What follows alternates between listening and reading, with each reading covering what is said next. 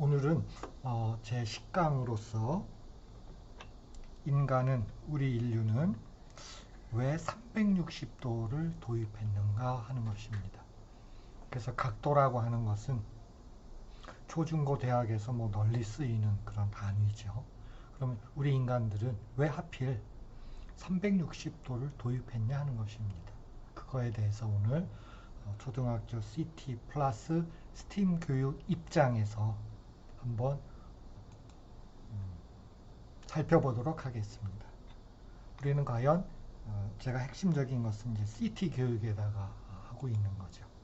그래서 우리가 알고 있는 것은 과연 인공지능 교육이라고 하는 것이고, 즉 인간지능이라고 하는 것이고, 그것은 형식화, 추상화하는 문제와 관련된 인간의 하나의 사고 과정이라고 하는 것입니다.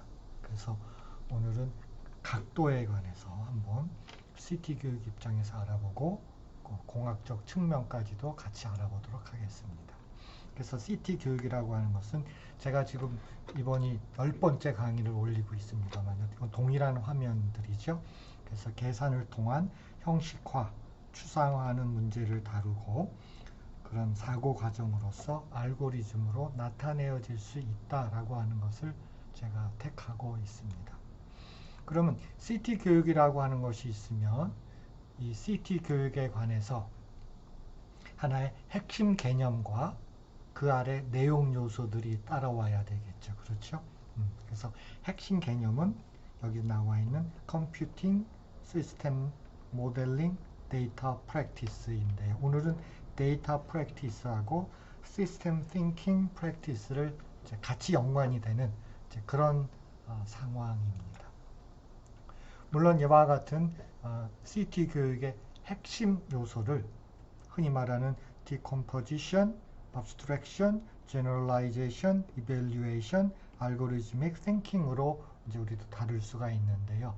특히 오늘은 여기에서는 하나의 Abstraction이라고 해서 형상, 이데아에 대해서 한번 제가 여러분들한테 설명을 하도록 하겠습니다. 물론 CT 교육 입장에서는 어떻게 우리가 각도 교육을 하는 데 있어서 질문을 어떻게 할 것인가에 대해서 한번 생각을 해보고요. 그래서 각도 교육에 있어서 질문을 과연 이와 같은 측면을 제가 계속 요구하고 있죠. 그렇죠? 그래서 한번 시도를 해보도록 하겠습니다.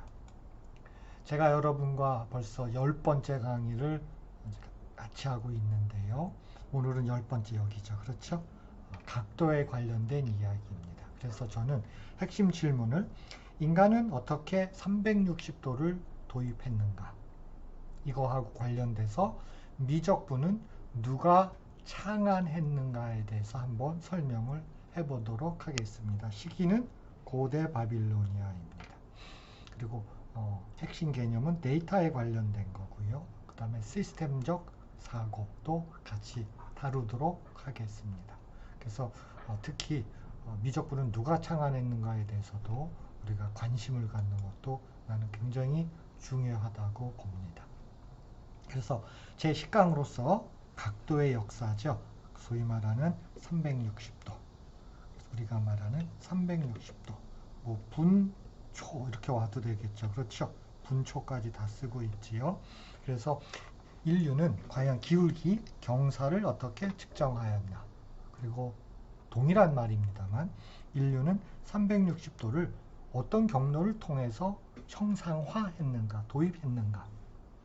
그 다음에 특별한 각도로서 사인 3도 같은 경우 우리 인간들은 인류의 역사에 있어서 사인 3도를 이제 처음으로 이제 특별한 각을 필요로 하는데 그게 아마 사인 3도입니다.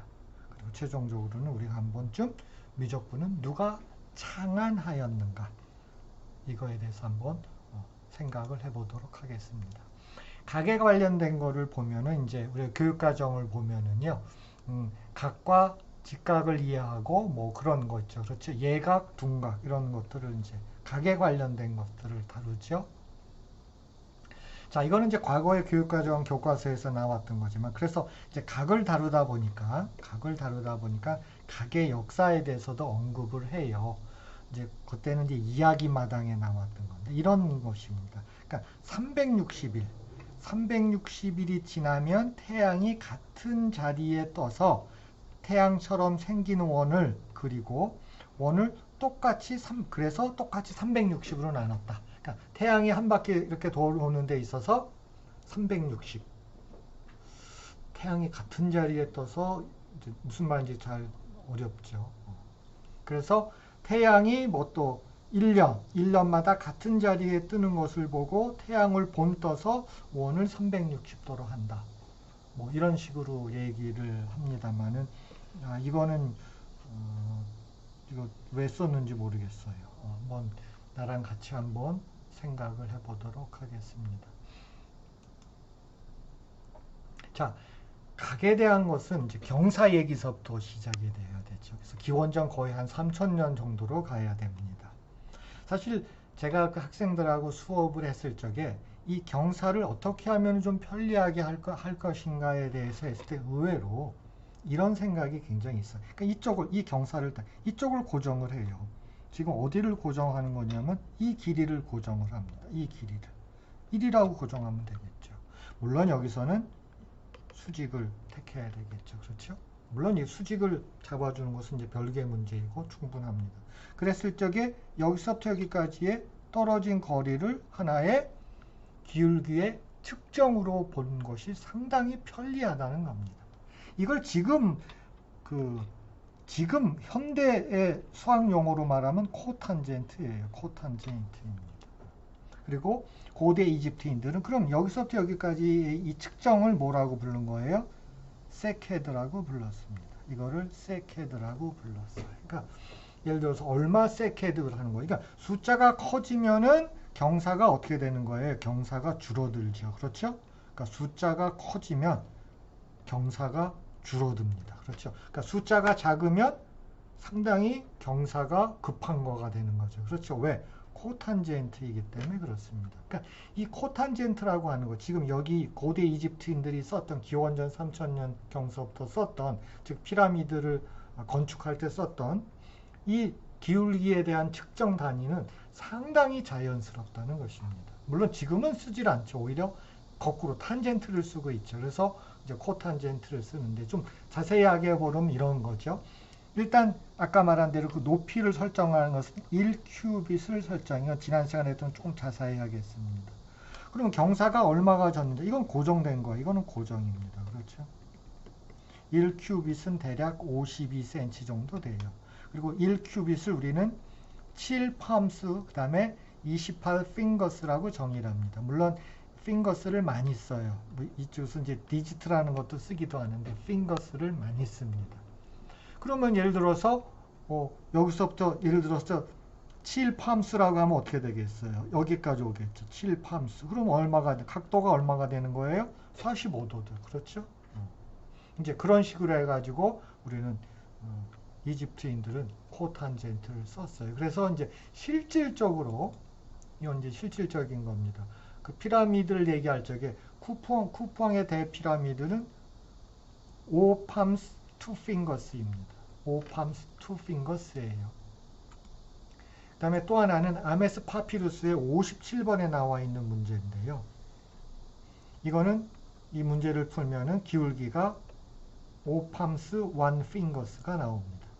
근데 이거는 정확하게 누구하고 일치하냐면은 우세르 카프 피라미드하고 정확하게 일치를 합니다.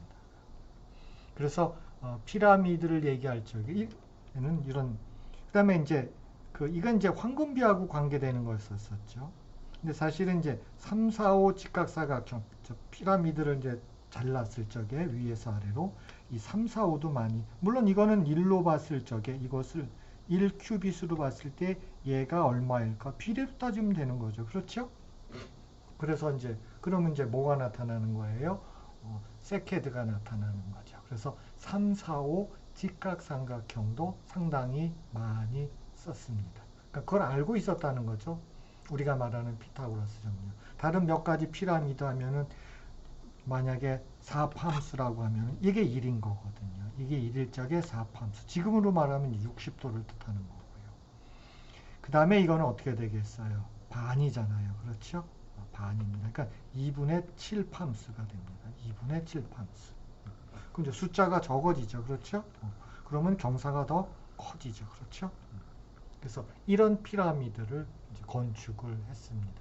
그러니까 의외로 기울기를 말할 때 지금은 이제 탄젠트를 쓰지만 코탄젠트, 세케드도 상당히 괜찮다는 것입니다. 자, 이게 이제 고대 이집트인들이 사용한 그 기울기 개념, 그것이 피라미드에 어떻게 나와 있는가. 그러면 탈레스라는 사람을 좀 생각을 해봐야 돼요. 과연 탈레스는 어떤 각의 개념을 갖고 있었냐 하는 겁니다. 그 말은 뭐냐면 먼저 말씀드리면 탈레스는 360도 기반의 각 개념이 없었습니다. 그때는 이 시기에는 없었어요. 그래서 우리가 추정하건대 이건 이제 토마스 휘스의 주장입니다. 이 분야에서는 뭐 대가지요. 아마 그 탈레스는 지금 말하는 각의 개념은 당연히 없었다. 그래서 아마도 그 이집트에서 사용한 세케트 같은 종류의 어떤 개념을 갖고 있었을 것이다. 그러니까 실질적으로 기록이 없기 때문에 그가 사용한 기록이 없지만은 우리는 이렇게 자연스럽게 측정을 할 수가 있는 거예요. 어쨌든 이 시기에는 360도라고 하는 게 없었어요. 그때 주로 쓰였던 것은 뭐예요? 세케트입니다. 고대 이집트의 세케트 단위가 쓰였죠. 그래서 예를 들면 이런 거예요. 자, 여러분들이 중학교 1학년을 대상으로 가르친다. 우리 중학교 1학년 이등변 삼각형. 이등변 삼각형은 뭐 밑각이 서로 같다. 이거를 이제 뭐 탈레스가 했다 또는 처음으로 발견했다, 처음으로 증명했다 그런 말을 하는데 그건 누가 그 말을 한 거냐면은 프로클러스라고 하는 사람. 이건 기원 후 400년경의 사람입니다. 이 사람이 뭐라고 주장했냐면은 탈레스가 아마도 이러이러한 것을 이야기한 첫 번째 사람으로 알려져 있다. 근데 뭐라고 얘기한 거예요? 이등변, 그러니까 직각삼각형이 아니라 이등변 삼각형의 밑각은 서로 같다. 근데 이거는 뭐예요? 400년대로 들어오면은 각이라는 말이 생기게 돼요. 당연히 생깁니다. 그러니까 이 시기에는 그 시대의 용어를 가지고 탈레스가 이러이러한 말을 했다더라. 근데 이제 재밌는 사실은 탈레스가 죽고 난 이후에 거의 한 900년이 지나서 좀 이상하죠. 그렇죠? 900년 정도가 지나서 철학자가 탈레스가 이런 거를 했다라고 하더라라고 얘기를 하는 것입니다. 그러니까 그 당시에는 이제 각이란 것은 프로클로스는 알아요. 그러니까 그 당시 용어를 써서 그렇게 설명한 것이지 탈레스가 그 당시 자기가 근데 이것도 이게 밑각을 얘기할 수가 없어요. 그러면 세케드를 쓰면은 여기다 수선을 내리면 이 길이하고 이 길이는 같다. 또는 뭐 이 길이하고 이 길이는 같다. 이렇게 말했을 가능성이 훨씬 더 높은 거지 각도를 얘기하지 않았어요. 또 하나는 이 사실이 진짜냐 하는 것입니다. 물론 이거는 고대 이집트인들이 알고 있었던 거예요. 이 사실이 과연 탈레스가 최초로 한 거냐. 근데 어떻게 탈레스가 죽은 이후에 900년이 지나서 탈레스가 이런 걸 했다라고 주장하는 것이 과연 이것이 신빙성이 있냐는 겁니다. 그렇죠? 이제 그런 것도 한번 우리는 생각해 볼 필요가 있습니다. 제가 이거는 단순히 탈레스를 깎아내리는 것이 아니라 어떤 역사적 시각에서 이런 것들을 정확하게 우리가 한번 인지하자는 것입니다. 다시 한번 이제 탈레스에 대한 그 피라미드 측정, 오늘은 이제 각도에 대한 이야기이기 때문에 좀 해야 됩니다. 이것도 마찬가지예요. 우리가 탈레스가 각도를 가지고 여기서 말하는 이 직각삼각형하고 여기서 말하는 이 직각삼각형의 닮음, 그렇죠. 닮음을 얘기하는 거죠. 각도가 같은 거죠. 그렇죠? 물론 당시에는 이 각도를 얘기하면 안 돼요. 아까도 말씀드린 대로 탈레스는 세케드입니다. 이것분의 이거를 뜻하는 거예요. 코탄젠트를 가지고 얘기를 하는 것입니다. 근데 자, 이 이야기는 또 어떻게 나왔는지 한번 보세요. 자, 탈레스가 피라미드를 탈레스가 측정을 하였다라고 하는 것은 히에모로스라고 하는 이 사람입니다. 기원전 이때 사람이에요. 히에로니무스, 자, 발음 히에로니무스라는 친구가 뭐라 그랬냐면, 사실은 이 친구가 직접 쓴 게 아니라 사실은 디오제니스라고 하는 2세기 때 철학자가 히에모로스라고 하는 사람이 이런 말을 하였다라고 한 것입니다. 그러니까 상당히 시간적으로 오래된 이후에 항상 이런 걸 얘기를 해요. 왜? 기록이 없기 때문에 그래요. 즉, 지중해 날씨는 굉장히 습합니다. 근데 어디다가 이런 작업을 한 거예요? 파피루스에다가 작업을 했단 말이에요. 그러면 그 당시에 있던 기록이 있겠어요? 없겠어요? 없습니다. 아예 없어요. 그러니까 탈레스가 뭐 한 거, 피타고라스가 뭐 한 거, 그 다음에 뭐 플라톤 시대에서도 뭐 한 것, 이런 것들은 아예 수학 기록이 아예 없습니다. 아예 온전한 것이 단 하나도 없어요. 그래서 이런 일이 벌어지는 거예요. 그러니까 그러니까 기원 후 2세기 때에 어떤 사람이 기원전 이때 사람이 이런 말을 했더라. 무슨 말을 했어요? 탈레스는 탈레스라고 하는 사람은 그리스에서는 그를 가르치는 선생이 없었다. 그러니까 탈레스를 가르친 선생이 없었어요. 그만큼 유능했다는 뜻이죠. 그러나 이집트로 들어와서 이집트에서 사제들한테 공부를 했다. 그래서 뭐라고 얘기하냐면 피라미드를 측정을 했다. 어떻게 했어요?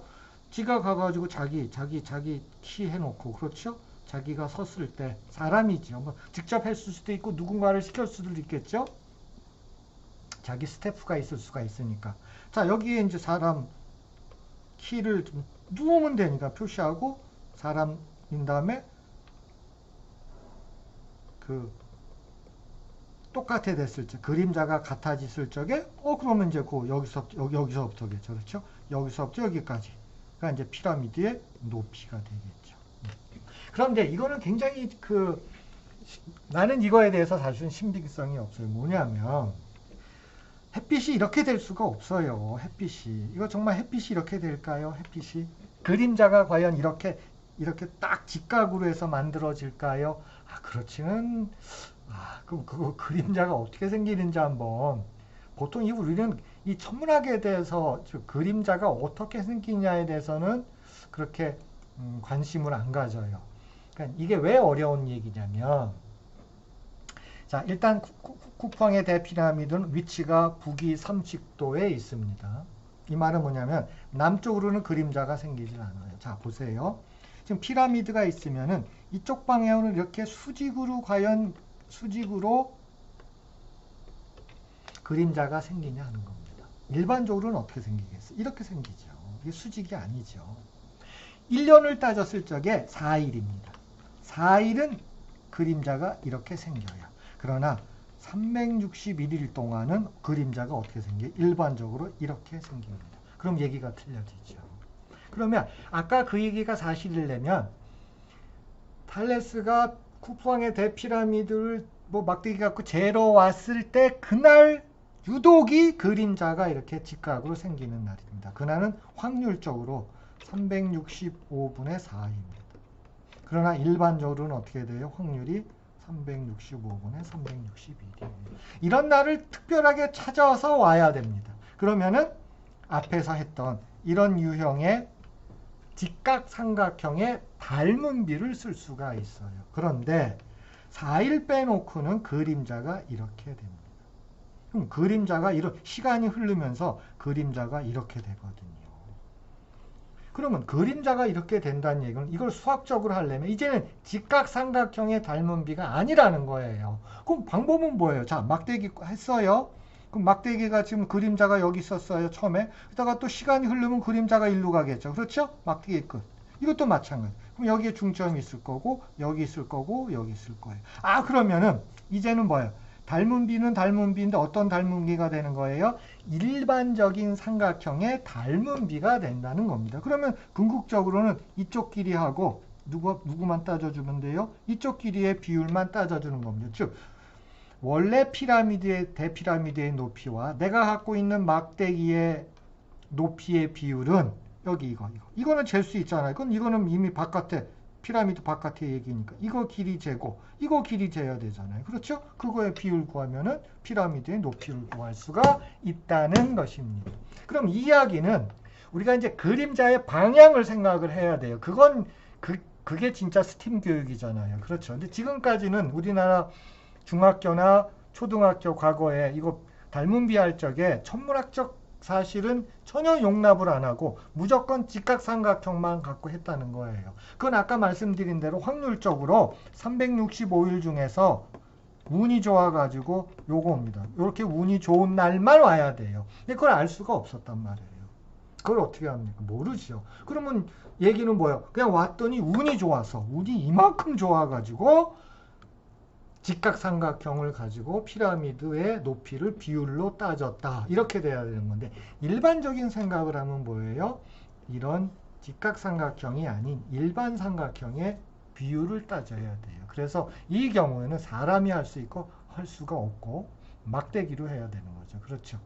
그래서 그런 거를 판단을 해서 2000년에 나온 논문을 대상으로 하는 건데 그래서 이제 그런 천문학적인 것까지도 우리는 수학이라고 하는 것을 얘기할 적에 물론 직각삼각형 갖고 하면은 쉽겠지만은 과연 현실은 그렇지 않다는 것입니다. 그런 거에 대해서도 우리는 CT 교육에서 이게 스팀 교육이기 때문에 이와 같은 어떤 그 천문학적인 것을 우리가 생각을 해야 돼요. 자, 지금 이 이야기는 뭐냐면 직각삼각형과의 닮은 비냐 아니면 일반적인 그러니까 직각삼각형이 아닌 두 삼각형의 닮은 비냐 얘기를 하는 건데 잘 보세요. 우리가 피타고라스 정리라고 하는 말을 씁니다. 나는 그걸 인정하지 않지만은 물론 많은 학자들이 정말로 이 수학사에서는 인정을 안 합니다. 자, 피타고라스가 이제 피타고라스 정리를 증명했다라는 걸 보도록 하지요. 그럼 누가 이제 무슨 말을 했는지 보도록 하겠습니다. 프로클로스라고 하는 사람입니다. 400년대 사람이에요. 기원 후입니다. 이게 이제 전통적으로 쓰고 있는 그 피타고라스 정리 증명인데 이건 유클리드 원론에 나와 있어요. 명제 47번인데 이거는 에어독토스가 했다라고 주장을 합니다. 이건 에어독토스의 작품이라는 것입니다. 그 다음에 프로포지션 34가 또 하나 있어요. 유클리드 원론에. 이거는 유클리드가 했다는 겁니다. 이건 유클리드가 했다는 거예요. 근데 이 경우도 뭐냐면 직각삼각형의 닮음이지만은 이거는 뭐 내적 외적인 것이 좀 더 틀려져요. 이제 훨씬 더 어려워진다는 얘기죠. 그렇죠. 게다가 이거는요. 뭐에 대한 닮음비예요? 직각삼각형이 당연히 아니죠. 이거하고 뭐예요? 이거하고의 닮음비를 얘기하는 거거든요. 피타고라스는 이건 몰라요. 이건 피타고라스는 모릅니다.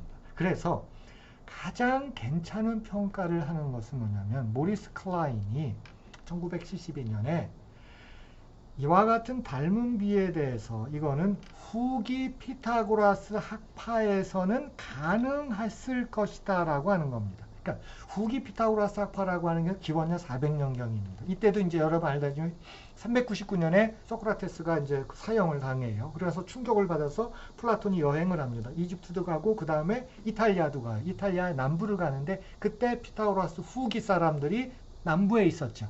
바로 그 사람들이라면은 증명이 가능했다라고 하는 말을 쓰는 것입니다.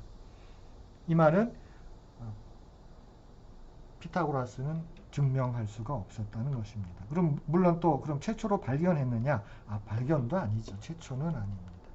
그래서 그러면 피타고라스가 증명했다라고 하는 사람들이 있어요. 물론 현대의 수학사가들은 아니고요. 이런 사람입니다. 플루타르크. 여러분 플루타르크 영웅전 아시죠? 플루타르크. 누가 이런 주장을 했는지 알아보도록 하겠습니다. 플루타르크.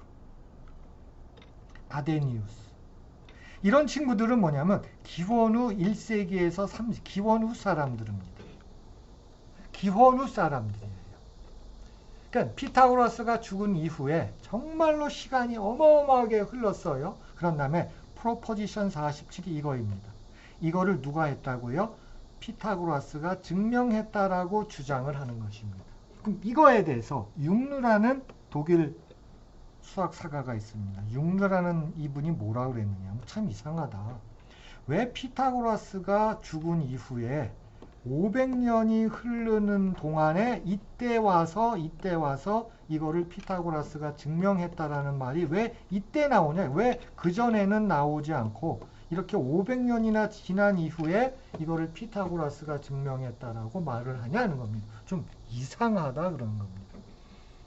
그래서 요 세 사람들 말고는, 그리고 지금 현대 수학에서 그 수학사의 전문가들에 의해서 나오는 책들은 당연히 피타고라스 정리를 증명했다라고 하는 책은 단 한 권도 없습니다.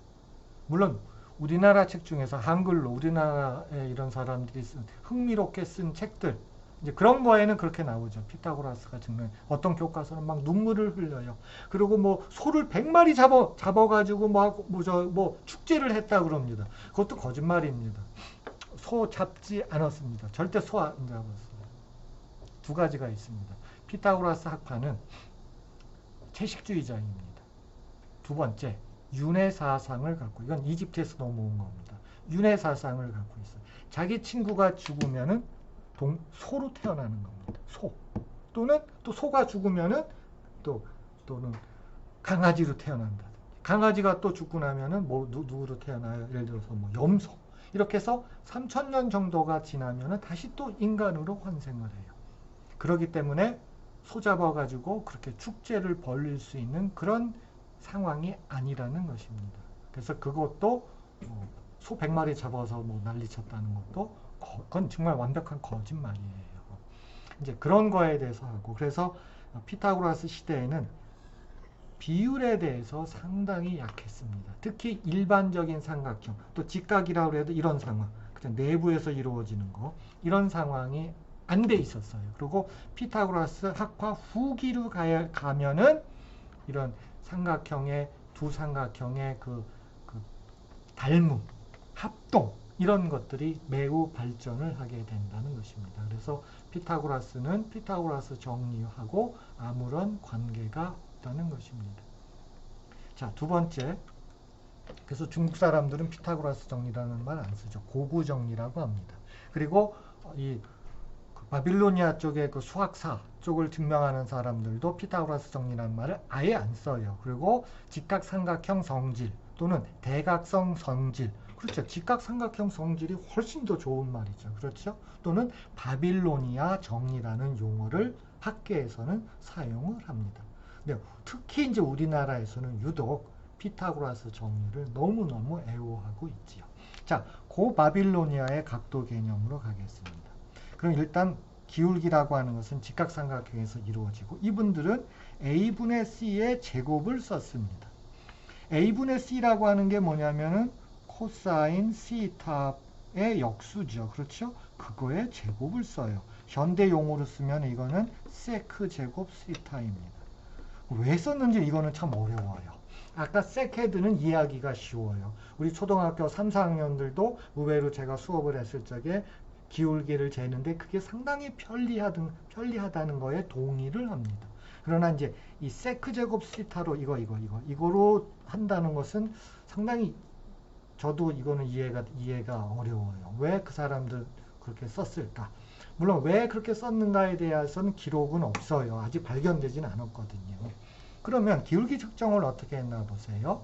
아주 구체적인 고 바빌로니아인들의 아주 구체적인 증거가 있습니다. 여기 15개의 짝이 있습니다. 15개의 짝을 여기가 이제 요건 연본이에요. 1번부터 15번 쭉 해놓은 다음에 자, 직각삼각형에 요거 대각선하고 요거 높이를 여기다가 쫙 적어놨어요.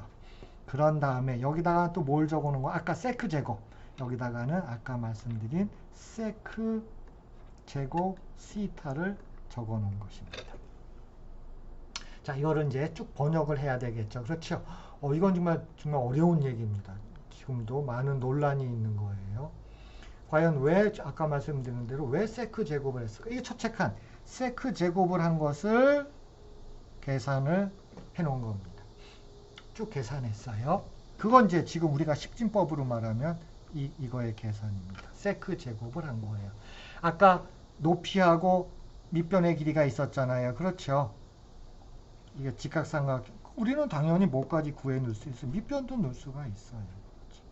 그럼 15개의 우리는 이걸 피타고라스 짝이라고 얘기하는 거죠. 그렇죠? 중학교에서도 용어를 씁니다. 피타고라스 짝. 보통 여러분들은 3, 4, 5를 기억하겠지만 보세요. 당시에는 이런 것도 씁니다. 12,709, 18,541, 13,500. 이걸 어떻게 구하죠? 얘가 직각삼각형이 된다는 걸 어떻게 구하죠? 숫자가 작으면 좀 만만해요. 아까 말한 3, 4, 5. 이거 어떡하냐 이거. 이건 말이 안 되죠. 이걸 어떻게 직각삼각형에서 이런 것들이 된다는 거를 이거를 15개를 찾아낸 겁니다. 15개. 그러니까 이걸 어떻게 찾아내냐 하는 거예요. 두 번째는 더 중요한 게 있겠습니다. 1번부터 15번까지가 있잖아요. 1번부터 15번까지가 있는데 이게 1번부터 15번까지를 어떻게 배열을 했냐면은 그러니까 직각삼각형이 몇 개 있는 거예요? 직각삼각형이 15개 있는 겁니다. 직각삼각형이 15개예요. 직각삼각형 15개. 뭐 작은 것도 있겠지만 아주 큰 것도 있고 어쨌든 굉장히 많아요. 그래서 뭐 제가 말씀드린 작은 것도 있고 엄청 큰 것도 있고 뭐 많아요. 그렇죠? 이건 뭐 작은 거라고 하고 이건 또 엄청 큰 거라고. 그런데 이 직각삼각형의 각도를 지금 시각으로 보면 1번에다가는 44.76도입니다. 2번은 44.25도예요. 이런 식으로 해서 거의 1도 간격으로 쭉 이렇게 나열이 돼 있다는 것입니다. 이거는 그 점토판에 없는 거예요.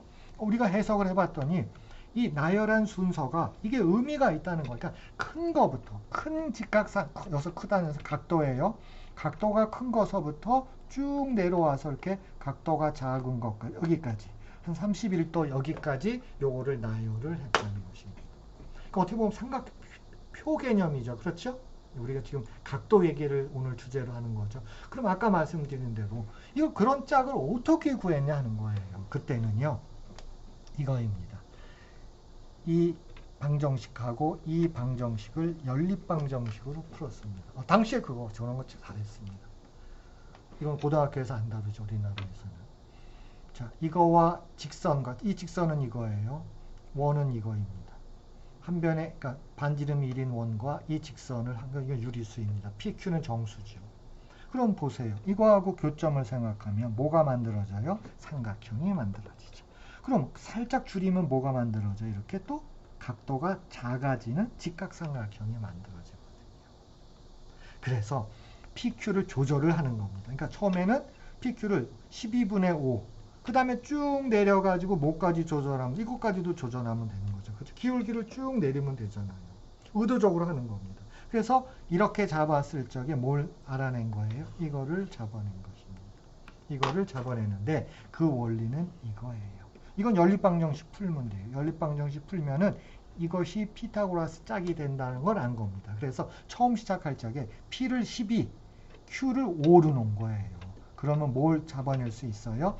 이와 같은 크기의 밑변이 120, 높이 119, 대각선의 길이 169라고 하는 첫 번째 리스트에 있는 직각삼각형을 찾아낼 수 있다는 것입니다. 이게 기원전 2000년경에 고 바빌로니아인들의 어떤 기울기 개념이라고 하는 것입니다. 정말 위대한 발견이지요. 그렇죠? 정말 근데 그걸 피타고라스 정리라고 부른다는 것도 정말 우습지요. 그래서 피타고라스 정리가 언제 나왔는지 그리고 증명을 어떻게 했는지는 이미 점토판에 나와 있어요. 증명 방법은 이렇게 했습니다.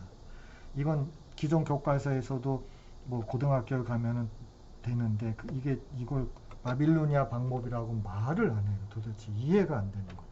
자, 기본적인 것은 정사각형이 두 개가 있어요. 그러면서 여기다가 보조선을 거가지고 이렇게 2등분을 한 것입니다. 됐죠? 그렇죠? 그럼 이 바깥에 있는 두 개를 생각해 봐요. 4개죠. 그럼 직각삼각형 4개가 이쪽으로 들어온 겁니다. 4개가 들어온 거예요. 그러면 대각선의 제곱이라고 하는 게 이게 대각선이잖아요. 그러니까 이게 직각삼각형이라고 했을 적에 이게 대각선의 제곱이죠. 그럼 대각선의 제곱이라고 하는 것은 요 4개가 빠졌죠. 그럼 이게 여기가 빠졌죠. 그럼 뭐가 되는 거예요? 대각선의 제곱은 이만큼이 되는 거죠. 얘는 둘로 나눠지잖아요. 그럼 이것이 대각선의 제곱이고요. 그렇죠? 자, 그 다음에 요거 이걸 그냥 높이라고 할게요. 이 길이입니다. 이 길이가 어디 있어? 이거죠. 이거죠. 나머지 하나는 뭐예요? 요 길이는 뭐가 되는 거예요? 여기 있잖아요. 이렇게 증명을 했습니다. 이게 과연 뭐 완벽한 증명? 그건 아니죠. 그렇죠. 이건 기원전 2000년 청동기 시대의 이야기입니다. 이렇게 해서 직각삼각형의 어떤 성질을 발견을 하고 이렇게 증명을 한 것입니다. 그 점토판이 이것입니다. 그리고 이와 같은 수준이 있다고 하는 것이 아까 그 15개의 피타고라스 짝 15개를 어떻게 구했고 그거를 어떻게 지금으로 말하는 각도, 삼각비로 활용을 했느냐까지 나와 있는 거죠. 그래서 직각삼각형의 성질이라는 정의를 쓰지 피타고라스 정리라는 말은 이 학자들 사이에서는 안 쓴다는 것입니다. 특히 중국은 국어 정리라고 얘기를 합니다. 피타고라스 정리라는 용어를 아예 안 써요. 나는 그게 올바른 판단이라고 생각합니다. 왜냐면 그 사람이 한 것도 아닌데 그걸 굳이 그리스 사람으로 가지고 정리 이름을 그렇게 불러줄 필요가 있냐는 것입니다. 이제 시간을 당겨서 아까는 고바빌로니아하고 이제 고대 바빌로니아로 오겠습니다. 그러니까 뭐 기원전 400년, 500년, 600년 이때 이야기로 이제 오겠다는 거죠. 요거는 기원전 300년에 나와 있는 셀리우시드라고 하는 시기에 이게 이제 12국 얘기죠. 그렇죠. 이제 12국 얘기로 들어가겠습니다. 360도가 왜 나왔느냐가 오늘 핵심이잖아요. 그렇죠? 이제 12국 얘기가 나와야 됩니다. 자, 이제 이 화면이 굉장히 중요한데요. 우리가 천체를 관찰한다. 별들이겠죠. 그렇죠? 이거는 우리 인간의 역사하고 같이 나옵니다. 상당히 종교적이죠. 그렇죠? 상당히 종교적입니다. 어떤 신, 그 전쟁과 사랑의 신. 그러면은 그게 어떤 별을 얘기하고 뭘 얘기하고 뭐 그런 거잖아요. 그렇죠. 자, 그러다가 기원전 8세기에 들어오면서 기원전 8세기에 상당히 그때 만들어진 상당히 많은 점토판들이 대거 발견이 됩니다. 근데 상당히 과학적 기록이에요. 관측에 대해서 상당히 과학적입니다. 정말 과학적이에요. 그러니까 여기서 말한 과학적이라고 하는 것은 지금 시각하고는 좀 거리가 있는 거지만 그렇죠. 단순히 뭐 종교적으로 그거를 이해하는 것은 아니죠. 그렇죠. 그래서 뭐 자기들이 어떤 말하는 신하고 뭐 별자리하고 뭐 그런 그 정도 수준이 아니라는 것입니다. 자, 그러다가 기원전 600년경에 가서 드디어 물론 그게 이제 증거들이 다 있는 거죠. 12등분을 한 별자리 관측이 나타납니다. 12등분에 대한 별자리가 그게 뭐예요? 조디악입니다. 그렇죠. 우리는 황도 12궁 그런 말 쓰잖아요. 그렇죠. 조디악을 어떻게 하면 조디악이라고 하는 것은 하나의 밴드입니다. 그렇죠. 단순한 원은 아니죠. 그렇죠. 평면상의 원은 아니죠. 그런데 이거를 조디악이라고 하는 것을 12등분을 하는 것으로 드디어 나타나는 것이 기원전 600년서부터입니다. 그럼 조디악을 12등분했다는 얘기는 이 조디악이랑 이 별자리들을 어떻게 한 거예요? 하나의 원에서 정12각형으로 형상화를 했다라고 하는 것입니다. 이 형상화라는 용어는 아이디얼라이제이션은 노이게 바워도 쓰게 됩니다. 제가 형상화라는 것은 CT 교육에서 형상화를 그렇죠? abstraction에서 플라톤 얘기를 제가 많이 했었죠. 그동안. 그렇죠? 자, 그래서 노이게 바워는 이것을 수학적 형상화라고 얘기를 합니다. 그러니까 조디악에 있어서 이거를 그러니까 원에다가 정12각형을 도입했다는 것은 단순한 계산을 위한 거고 그걸 우리는 뭐라고 부르는 거예요? 수학적 형상화라고 하는 것입니다. 그래서 12개로 등분을 하는 것이 기원전 600년경입니다. 자, 여러분 생각해 봐요. 이것을 10등분했단 말이에요. 그렇죠? 12개로 등분을 한 거예요. 그렇죠? 12개로 등분을 했습니다. 좀 거칠죠? 그런데요. 기원전 420년 정도가 지난 이후부터는 이 사이를 30등분을 더합니다. 여기다가 30등분을 더. 그러면 상당히 세밀해진 거죠. 세밀해진 거죠. 그래서 드디어 360도가 그래서 만들어진 것입니다. 언제부터요? 대략 기원전 420년부터 360도가 도입되고 디그리 분초까지, 그렇죠. 어떤 별자리에 대해서 우리가 관측한 얘기를 할 적에, 그렇죠. 원주죠. 원주상의 그 이야기를 할 적에 이렇게 별자리가 되면 여기 얘기할 적에 이 원주에 대해서 이 각도를 분초까지도 기록을 하게 되는 것입니다. 그게 기원전 420년 이후예요. 즉 12등분이라고 하는 것이 이제 12궁, 그렇죠. 12궁을 수학적으로 형상화했잖아요. 너무 거칠어요.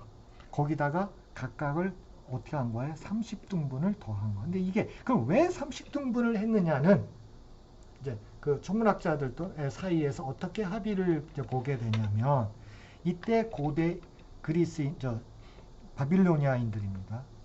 고바빌로니아인들서부터는 60진법을 썼어요.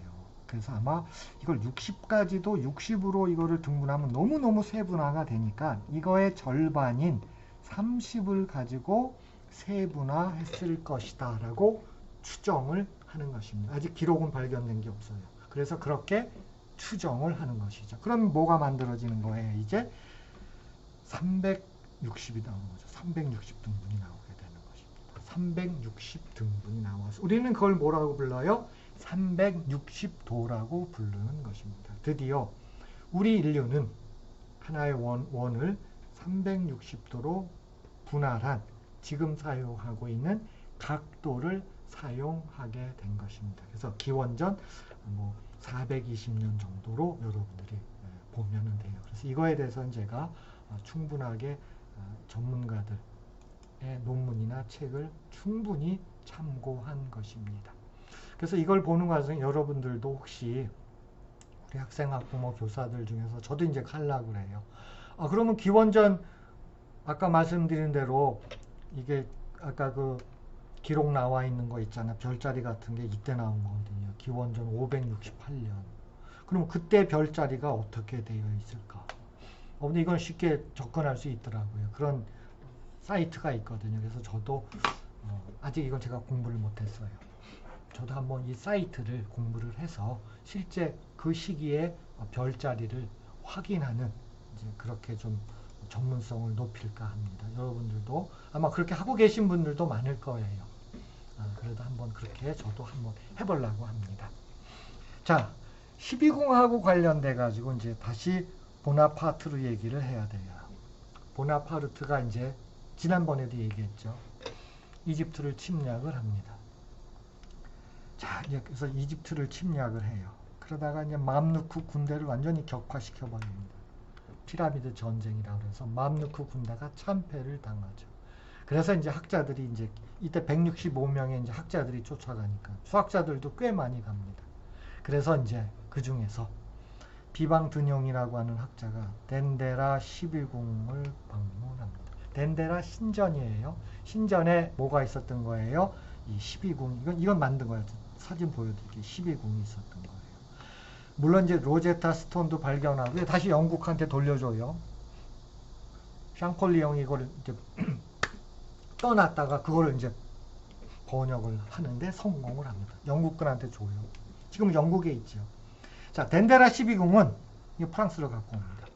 그러니까 문화재 갖고 왔다 그랬는데 문화재 약탈이죠. 그냥 갖고 온 거예요. 다가 지금은 1922년부터는 루브르 박물관에 넘어가 있습니다. 그래서 그때 12궁, 그때 12궁이 이제 그 덴데라 12궁이라는 용어를 써요. 그래서 그때 12궁을 한번 넘어가서 보도록 하겠습니다. 그래서 지금 이겁니다. 이게 너무 넘어갔어요. 제가 이게 화면이 용량이 크다. 이거예요. 이게 덴데라 12궁이고 이게 1922년에 이제 지금 루브르 박물관으로 갔어요. 이건 제가 직접 찍은 겁니다. 바닥에 두루 넣어가지고.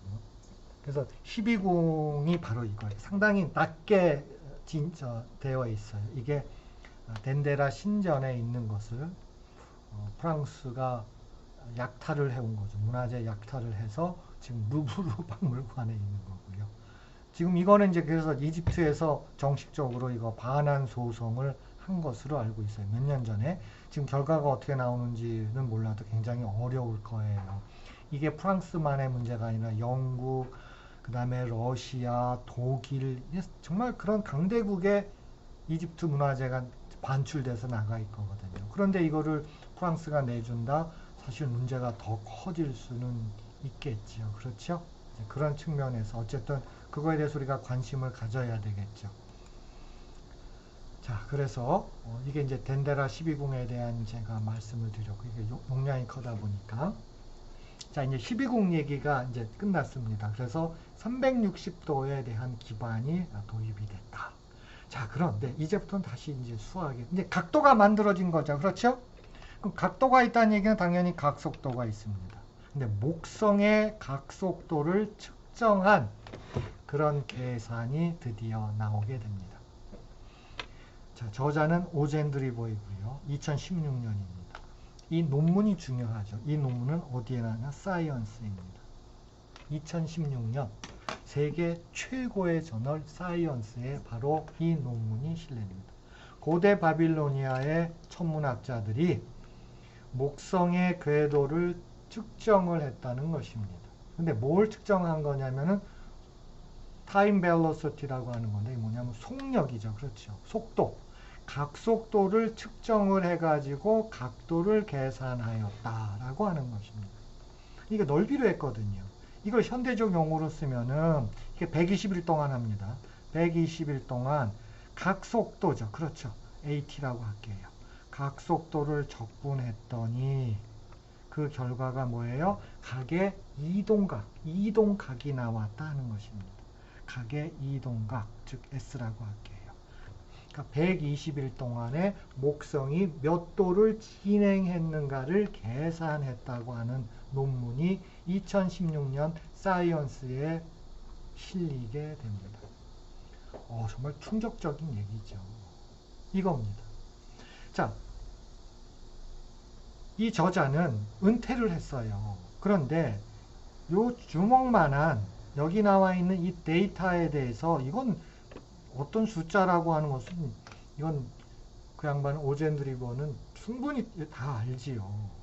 근데 뭘 모르냐면 여기 나와 있는 데이터가 도대체 어떤 누구를 측정한 결과냐는 알 수가 없었어요. 그리고 은퇴를 합니다.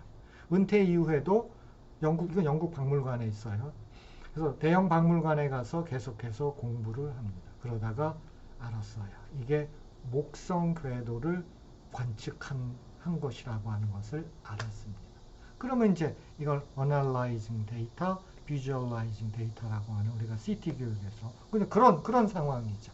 자, 그래서 어떻게 했느냐 하는 거잖아요. 그렇죠? 어떻게 했을까? 이거입니다. 처음부터 120일 동안에 이게 60이에요. 60째 된 날 각속도, 처음 각속도, 60일 지나서 각속도, 120일째 되던 날 각속도를 한 것입니다. 그럼 데이터가 3개가 있는 거죠. 그렇죠. 그럼 이거를 우리가 지금 적분을 하는 데 있어서 사다리꼴 법칙을 쓰잖아요. 이걸 연결하죠. 그렇죠. 그럼 이거에 대한 넓이를 구한 것이 뭐예요? 120일 동안 목성이 움직인 궤도의 이동각이 되는 것입니다. 이동각이 되는 거죠. 게다가 이것까지 합니다. 이건 이제 적분의 평균값 정리입니다. 생각해 보세요. 여기가 60일이란 말이에요. 60일 동안 몇 도를 움직였을까? 그런데 언제 정중앙에 있었을까? 정중앙이 이거잖아요. 그런데 그 넓이의 이등분이죠. 그러니까 이쪽 넓이하고 이쪽 넓이가 같아야 돼요. 그렇죠? 이 사다리꼴에서. 그럼 약간 왼쪽으로 치우치겠죠. 그렇죠? 그래서 이쪽 넓이가 이거가 되고 이쪽 넓이가 이거가 되는 거거든요. 대략 28일째. 그러니까 60의 절반 30이 아니죠. 그렇죠? 당연하지요. 즉 이와 같이 사다리꼴의 넓이를 2등분하는 문제가 지금으로 말하면 적분의 평균값 정리라는데 이거는 올드 아카디안의 이때 문제입니다. 이 시기의 문제예요. 정말 이거 쉬운 문제가 아닙니다. 이거 쉬운 문제가 아닌데 이미 기원전 2000년 훨씬 전에 이런 문제가 있었고 이게 이 이야기는 지금 기원전 350년에서 50년 사이입니다. 그러니까 이때 제가 기원전 350을 하겠습니다. 이때 이 문제가 계속해서 내려와서 그러니까 올드 아카디안을 거쳐서 올드 바빌로니아로 가고 올드 바빌로니아에서 에인션트 바빌로니아, 고대 바빌로니아로 옮겨갔다는 것입니다. 이게 적분이죠. 그렇죠? 그럼 이 적분에 대해서 우리가 이걸 어떻게 해석을 해야 되냐 하는 것입니다. 물론 아까 말씀드린 대로 이 이야기는 사이언스지에 실린 거예요. 2016년입니다. 그렇죠? 2016년 사이언스지에 나온 것입니다. 그래서 속도, 지금 우리가 말하는 소위 말하는 속도를 적분하면 이동 거리가 된다라고 하는 가장 기본적인 형식을 이런 사다리꼴을 이용해 가지고 정적분을 한 것입니다. 사다리꼴을 이용한 정적분이에요. 그러면 왜 목성이냐는 것입니다. 왜 목성이냐? 당시에 바빌로니아의 수호신이 마둑입니다. 이 사람이에요. 이게 수호신이 마둑입니다. 그리고 마둑이 누굴 의미해요? 목성을 의미하고 있습니다. 목성을 의미해요. 그러니까 목성이 바빌로니아의 수호신 마둑입니다. 그렇죠. 마둑이에요. 그래서 이제 특히 목성 궤도에 대해서 관찰을 했다는 것입니다. 물론 그 관찰이라고 하는 것이 자 그래서 사실은 이게 기원전 2000년서부터 이런 형태의 점대칭 도형이 나와요. 그 다음에 아까 말씀드린 올드 아카디안 시대 때 사다리꼴의 넓이에 관련된 이야기 또는 이등분에 관련된 이야기가 이때 나옵니다. 그리고 아까 보셨죠. 고 바빌로니아 시대 때 가서 이와 같은 상황에서 피타고라스 정리가 증명이 돼요. 그리고 아까 했던 오젠드리버가 발견한 목성의 궤도에 의해서 이야기하는 구분 구적법이 나오고 이런 것들은 이제 예술 세계로 이슬람으로 이제 옮겨가는 굉장히 긴 역사를 갖고 있습니다. 그 상황에서 여기서 이제 구분 구적법이 들어와서 다시 한번 말씀드리면 속도를 적분했더니 0부터 120까지 했어요. 그럼 이동거리가 나왔다는 것입니다. 여기서는 속도는 각속도이고 이동거리는 이동각을 뜻하는 거예요. 왜? 이때는 각에 대해서 완벽하게 알고 있죠. 그렇죠? 각도에 대해서 완벽하게 알고 있습니다. 우리가 지금 쓰고 있는 각하고 똑같죠. 그렇죠? 그래서 그것이 적분에까지 활용이 된다는 것입니다. 그래서 우리는 적분의 발견에 대해서 내가 이제 조금 있다가 다시 한번 저는 언급을 할 것입니다. 자, 이제 각도에 대해서 이제 우리 인류에 도입이 됐어요. 근데 처음으로 사람들이 관심을 갖게 된 것은 어떻게 보면 나는 사인 3도라고 봅니다. 왜 사인 3도냐? 아리스타쿠스가 나와야 되겠죠. 헬레니즘 시대입니다. 이때는 수학하고 과학이 엄청 발전했다 그랬죠. 자, 측정을 했습니다.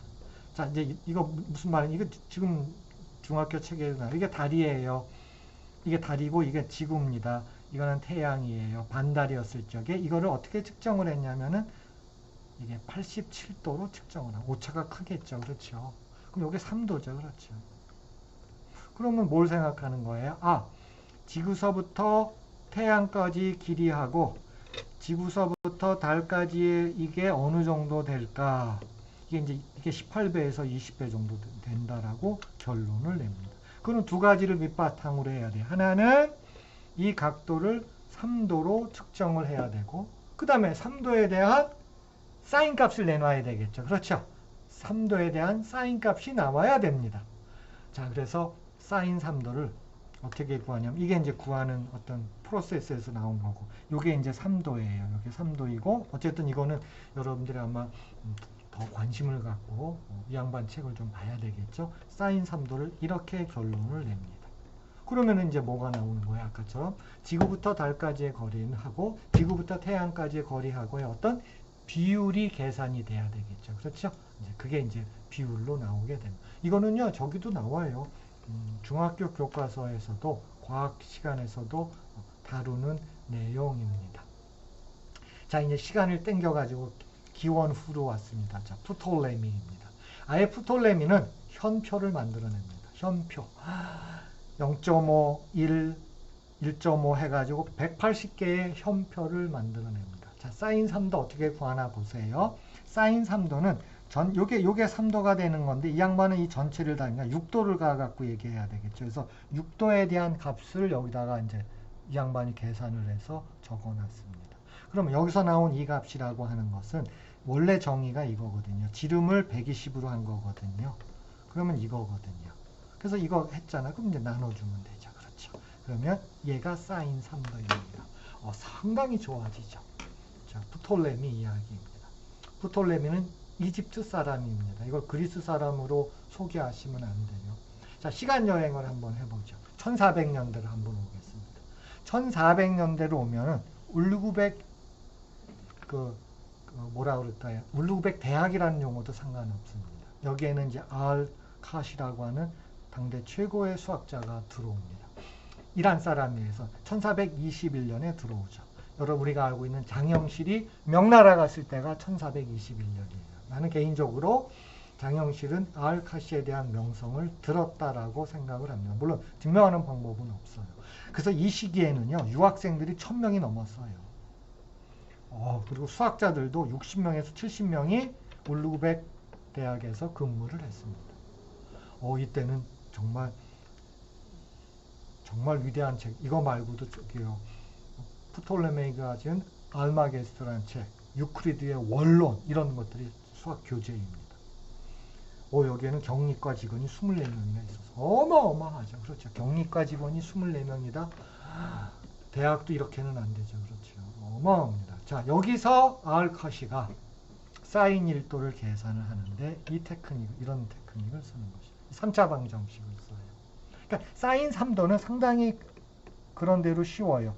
왜냐하면 18도에서 15도를 빼주는 거거든요. 그래서 상대적으로 사인 3도는 쉽습니다. 그러니까 사인 1도가 어려워. 그러면 사인 3도를 우리가 알고 있을 적에 사인 1도를 한다는 얘기는 지금 알파라고 하면 알파 2알파잖아요.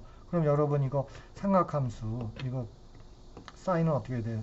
신, 코, 코신으로 나눠지잖아요. 그럼 이거 또 나누잖아요. 그럼 이식 나오죠. 그렇죠. 이건 피라고 한다고요. 그렇죠.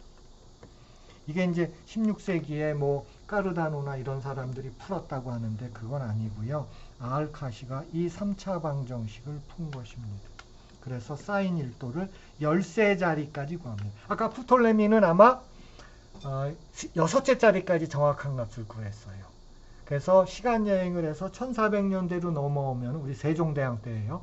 세종대왕 때는 전 세계적으로 몇 대까지 해서 13자리째까지 구합니다. 그러니까 이거를 구하는 과정이라는 얘기는 그 전에는 직각이지만 지금은 삼각형이 뭐예요? 직각이 아니죠. 그렇죠. 이렇게까지 일반화되는 거거든요. 그럼 삼각형이 직각삼각형이 아닌 상황에서의 피타고라스 정리가 뭐예요? 이거죠. 이거입니다. 이거죠. 자, 우리는 이거를 코사인 정리라고 부르는데요. 이건 알카시 정리라고 불러야 돼요. 이건 알카시가 최초로 발견하고 증명한 거예요. 이런 그 천문학적인 것을 하다 보니까 이게 필요했던 거거든요. 그래서 프랑스에서는 당연히 알카시 정리라고 불러줍니다. 미국에서도 코사인 정리라는 용어도 쓰지만 알카시 정리라는 용어도 써줘요. 당연히 우리나라에서도 알카시 정리라는 용어를 써줘야 됩니다. 그런데 유독 이 정리는 여러분 알겠지만 교과서 이렇게 있으면 내용이 있으면 여기다가 수학사 조금 나오잖아요. 절대 이 알카시 얘기가 없어요. 둘 중에 하나겠죠. 하나는 몰라서 안 쓴다. 또 하나는 알더라도 그리스 사람이 아니라서 또는 뭐 백인이 아니라서 유럽인이 아니라서 안 쓸 수도 있다는 것입니다. 내가 이건 굉장히 위험스러운 발언이지만 나는 그 두 번째에 대해서 굉장히 우려를 해요. 두 번째에 대해서 우려를. 물론 이란 사람이에요. 이란 사람에 대해서. 그래서 우리는 이거를 알카시 정리라고 써주는 게 맞다는 것입니다. 프랑스에서는 그렇게 불러요. 미국도 일부는 그렇게 부르고요. 유독 우리나라만. 이거 아마 저도 그런 생각도 해요. 고등학생들이 이제 코사인 j 정리, 지금은 코사인 정리라고 부르는데 이거 한번 실험해보고 싶어. 안 해봤는데. 수업 시간에 이 정리를 누가 발견했을까? 그 누구의 국적은 1. 고대 그리스 2. 유럽 3, 뭐 이란 이런 식으로 해서 문제 냈다고 알고 봅시다. 그럼 다 대한민국의 고등학생들은 아마 고대 그리스나 유럽 사람에다가 똥골뱅이 칠 거예요. 어떻게 저 우즈베키스탄에서 저런 정리가 나오겠느냐. 그건 상당히 모르겠어요. 의아하게 생각할 수가 있다는 거죠. 그래서 그거는 굉장히 우리가 다문화라고 하는 측면까지 동원되지 않더라도 한 번쯤 생각을 해봐야 된다고 나는 주장합니다. 아까 전반부에서 어떤 얘기가 있었어요. 피타고라스하고 피타고라스 정리는 아무 상관이 없었잖아요. 그럼에도 불구하고 우리는 주구장창 피타고라스 정리라고 부르잖아요. 그럼 학생들이 어떻게 생각하겠어요? 고대 그리스인들의 어떤 위대함을 또는 지금으로 말하면 유럽 사람들이 위대하다 또는 뭐예요? 백인이 우월하다라고 하는 것을 우리 스스로가 심어주는 게 아니냐는 겁니다. 뉴턴도 마찬가지예요. 고등학교에서 당연히 EBS에서도 그런 거 막 틀어주대요. 국민 세금 받아가지고 못 틀어요.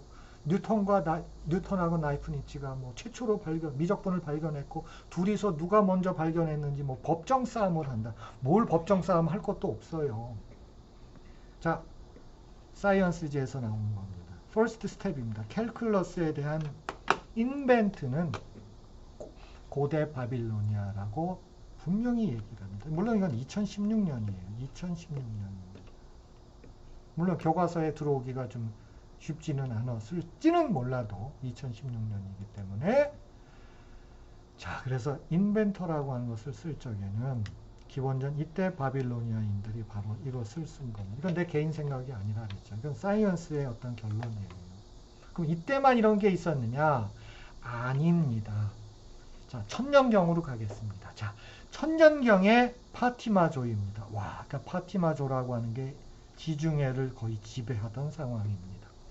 그때 6대 칼리프가 알-하킴입니다. 카이로가 수도라고 보시면 돼요.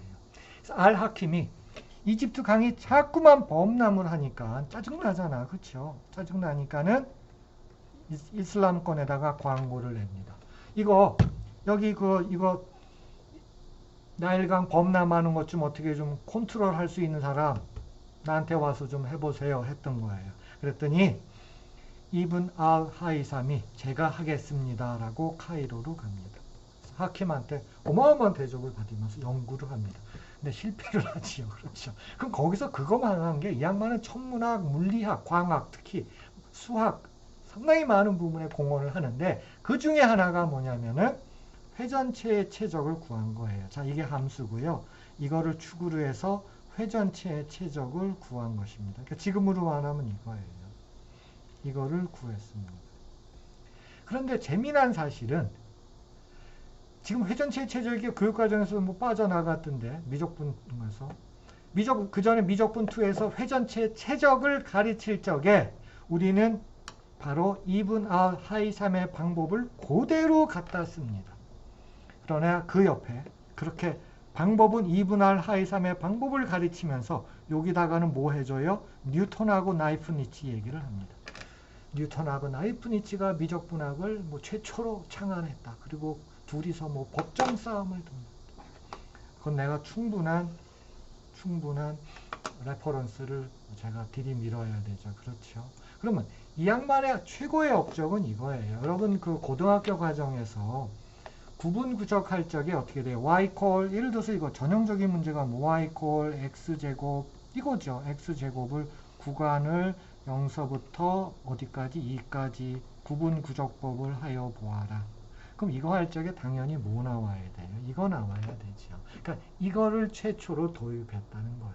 정말 위대한 업적이죠. 그러니까 이게 이제 미적분학에 그대로 반영이 되는 거잖아요. 이거를 했기 때문에 구분구적법에서 최초로 이걸 도입한 거예요. 제가 참고적으로 가우스 얘기를 할게요. 가우스는 10살 때 선생님이 피곤하니까 얘들아 이거 한번 쭉 더해봐라. 그리고 좀 쉬시려고 했던 것 같아. 그랬더니 가우스가 선생님 다 더했어요. 오, 어떻게 했니? 저는요 이렇게 뒤집어서 썼어요. 뒤집어 썼더니 합이 항상 100일이더라고요. 근데 100일이 몇 개 있어요? 100개 있잖아요. 그런데 두 번 더 했잖아요. 그럼 1을 나누면 되죠. 자, 이거를 소개를 해. 좋죠. 열사 때 한 거 소개하는 건 좋지만 거기다가 이제 나는 이제 그런 교과서를 봤어요. 이거를 바탕으로 해서 무슨 무한급수라든지 급수의 이론이 발전되는 동기가 됐다. 그건 아니죠. 그러니까 이건 이거로 끝나야죠. 자, 이거를 했을 때 이븐 알 하이샴은 이 방법을 썼어요. 자, 여기서부터 여기까지는 몇 개가 있어요? n개죠. 자, 위에다 하나 붙였어요. 그럼 여기서 여기까지는 전부 다 몇 개? n 플러스 1이죠. 그러니까 가우스 했던 방법을, 가우스는 10살이지만 이 양반은 당대 최고의 수학자였으니까. 그렇죠? 그럼 곱하면 되잖아요. 그래서 n에다가 뭘 곱해줘? n 플러스 1이잖아요. 그럼 여러분 눈에 보이잖아요. 1부터 1, 2, 3, 4 합한 게 몇 개 들어가 있어요? 2개 들어가 있잖아요. 양쪽으로. 그러니까 둘로 나눈 거죠. 물론 이 방법이 가우스의 방법보다는 훨씬 더 한 단계 위죠. 물론 이제 가우스는 10살 때 했던 거고. 그러니까 그걸 굳이 비교할 필요는 없어요. 그러나 이와 같은 방법에 의해서 뭔가가 학문적 체계가 세워졌다고 얘기하려면 이 이야기를 소개하면서, 가우스가 아니라 이 이야기를 소개하면서 이분할 하이샴을 얘기를 해야 돼요. 그러니까 내가 가우스를 절대 폄하한 건 아닙니다. 그렇죠. 내가 지난번 소수 거르기 강의에서는 내가 얼마나 가우스를 저기 했어요. 정말 우리가 범할 수 없는 세계 최고의 천재죠. 그렇죠. 그러나 이분할 하이샴의 이 업적에 대해서도, 이건 미적분에 관련돼서도 상당히 조심하게 얘기를 해야 되지. 그럼 또 미적분에 대해서 이분할 하이샴이라든지 고대 바빌로니아를 얘기해야 되는데 또 안 하죠. 그렇죠? 왜? 뉴턴이나 나이프니치를 얘기하는 게 폼나 보인다는 거예요. 내가 오해하는 거 있을 수도 있지만 그러면 안 된다는 거죠. 그렇죠? 자, 이제 수학적 형상화에 대한 정12각형 얘기를 하겠습니다. 여러분 아시지만 지금 정12각형이 나온 거죠. 그렇죠? 이건 이야기가 왜 나온 거예요? 정12각형이라고 하는 것은 수학적 형상화, 즉 각도에 대한 이야기잖아요. 그렇죠? 각도에 대한 이야기입니다. 그러면 이 정12각형이 지금 이와 같은 디자인적 측면이죠. 이런 디자인적 측면이 도대체 어떻게 우리 현대사회에 어떤 예술적 측면이라든지 또는 공학적 측면에서 어떻게 활용되는지, 그것에 대해서 우리가 좀 알아볼 필요가 있다는 것입니다. 근데 지금 벌써 제가 강의를 한 지 1시간이 벌써 됐기 때문에 요 각도에 대한 이야기는 2개로 제가 나눠서 하겠습니다. 이것은 어쨌든 10강 첫 번째 파트입니다. 즉 각도에서 이야기를 고대 이집트, 고 바빌로니아에서부터 시작을 해가지고 계속해서 현대까지 왔던 이야기죠. 그래서 적분이라고 하는 것까지 연결을 시켜버렸죠. 제가. 그래서 적분의 기원을 고대 바빌로니아인들이 목성 궤도에 대한 측정, 각속도를 적분했을 적에 이동각이 나온다라고 하는 그것과 파티마 조에서의 이분할 하이샴의 업적에 의해서 미적분은 시작이 됐다라고 하는, 여기까지 말씀드리고 제가 이 강의를 끊어서 두 번째 연속해서는 이 수학적 형상화, 정12각형, 그렇죠? 를 어떻게 현대사회에서 활용되고 있는가를 제가 설명을 드리도록 하겠습니다.